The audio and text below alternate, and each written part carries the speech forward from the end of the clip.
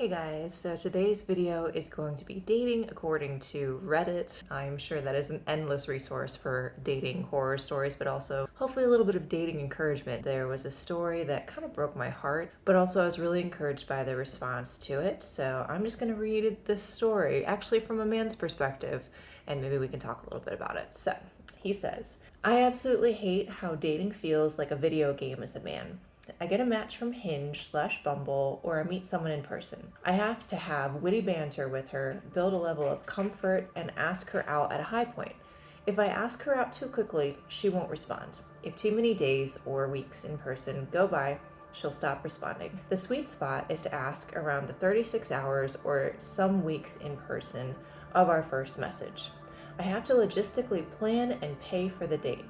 I have to know the spot pretty well, for I can lead the way. If it's somewhere I'm not familiar with, my outcomes are a lot worse, I've noticed. I have to know the chessboard well. I have to plan and usually pay for the second and third date too. I have to break the touch barrier. That burden is entirely on me. I have to initiate the hugging, hand-holding, kissing, making out, and sex with a window of time of a few dates. If I fail to do so, I get friend-zoned/rejected. I have to be good at reading her body language to make sure it's okay to progress things further. A good kiss on the second date puts me in a good position for the third date. I have to be an entertainer who is ultra confident, who cannot make one single mistake or they get turned off. I cannot even say hello wrong.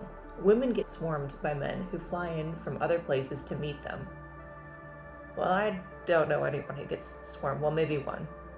But she's basically a supermodel. So anyway, if we're in the midst of date 3 without having even pecked yet, I'm quickly running out of time and she'll never want to see me ever again. I have to get the airplane lifted off the ground before I run out of runway. I have to keep things alive between dates by sending a photo of a good sunset I saw on a jog or something. If I text too much, it's needy. Not enough, it'll fizzle out. The rule of thumb is just a bit to keep the flame going without smothering it. I have to act like things naturally happen on its own. The first kiss while the sun was setting by that oak tree? Yeah, that was planned. I was nervous walking there, afraid I'll somehow fumble the ball, but I'm glad I didn't. I've been through this date several times to get it right. The first time we're about to have sex, I can't say, hey, for our third date, come over and let's make out and maybe have sex. Instead, I have to say, do you like wine and board games? If so, red or white? Plausible deniability, or else I lose the level. This whole thing truly feels like playing the first few levels of a video game and is entirely exhausting and soul-crushing. I just wish I could meet a woman where I don't have to do this stuff, but I can't even get a date to sit if I'm not playing the game. Does it feel like that for you guys as well? I wish I could just offer money to a woman to date me so I don't have to be a super confident entertainer who is already judged and should be grateful for a date or even a hello. And I think that last sentence is really what broke my heart the most, honestly, because, I mean, as we all know, there are men and women out there who will literally pay for love. Just that idea of a professional person to date you and sleep with you, and it's just really, really sad that that is the place that people get to because they feel so desperate. I hope this man never goes there. He wants to feel the peace of not having to be on all the time and prove himself all the time, which is understandable. That is extremely exhausting and terrible, and that's unfair, and he shouldn't either be made to feel that way by the people he's going out with, and he shouldn't force himself to feel that way. It's unsustainable. It's gonna burn you out. The last comment where he said he should be grateful for a date or even a hello.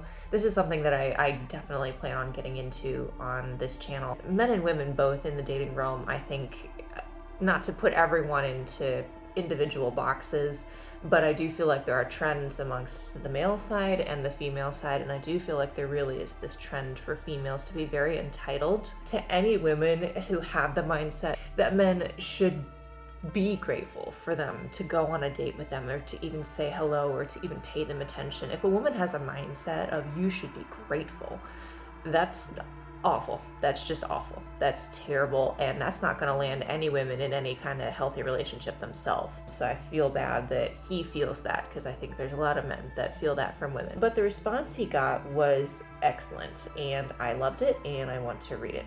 So another guy responded to him. I have been in this stage before, and it worked out well, to be honest. But I realized I had to play the game because, ironically, I got no game, meaning I didn't know how to attract women naturally. As I got better and better at courtship, I realized if a woman is into you, it really doesn't matter what you do or what you say, and they will still be attracted and don't need to put on a show, which I think is so good to say. I reply quickly sometimes, I sometimes reply late, and I do whatever I feel comfortable doing. One thing I noticed was that once you stop letting success with women define you, or getting so worked up over rejections or feeling like you must succeed with a certain woman, and just learn to let things go, women will start sensing your relaxedness, and that is massively attractive to women. I think that is huge. It is so true both for men and women. I think men and women underplay how aware we each are of subliminal, subconscious messages that we give to each other. And if someone is really desperate and really wrapping their identity around relationships and dating and succeeding and being the absolute best at relationships, people will feel that. Now, it doesn't mean that they're not going to have success in dating, but I don't know that they would be able to find a solid person, because someone who's okay with that is probably extremely insecure themselves. And you think this is counterintuitive, but women have sixth sense about these things. I think men might too sometimes. At that point, you don't have to follow the game. You make it into your own that fits your own lifestyle.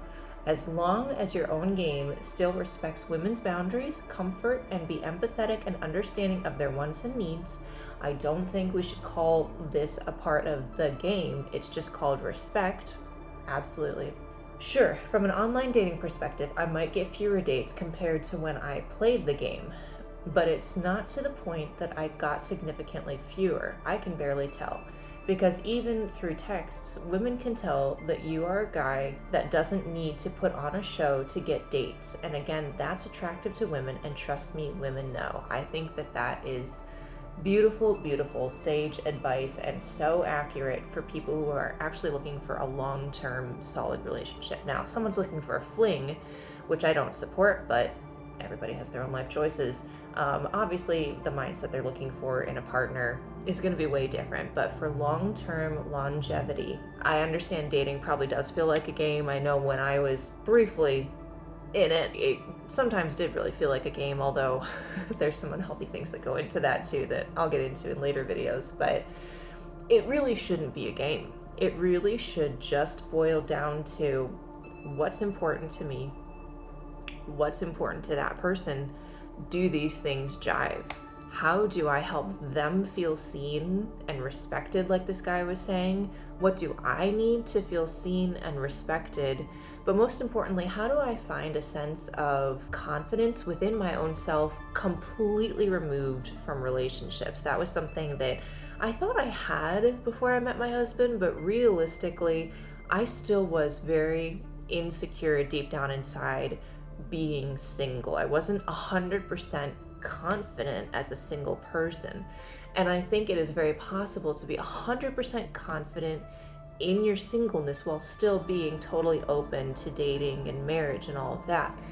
But when people allow themselves, and I think most everyone does who's interested in dating, when people allow themselves to get really insecure and start wrapping their identity up in the concept of having a partner, like this guy said, everyone can sense that in each other, and it just creates instability and a lackluster drive towards dating in and of itself, and it just creates rocky relationships that don't work out because people are insecure, and it just becomes messy. So we really have to learn how to be at peace with ourselves and not see it like a game where I have to prove myself, but just come into it saying, this is me. And this is what I'm looking for. And if you are looking for the same thing, let's chat. If you're not, best wishes. I'm fine on my own. But if I can meet someone awesome. You know, so I was really, really encouraged by the advice that this guy received, because it shows me that there really are some solid thinkers out there. I agree with it. And it's something that I'm learning as well, just learning to be at peace inwardly, regardless, even though I'm married, still being at peace with myself so that I can have confidence and just a genuine nature for a husband. So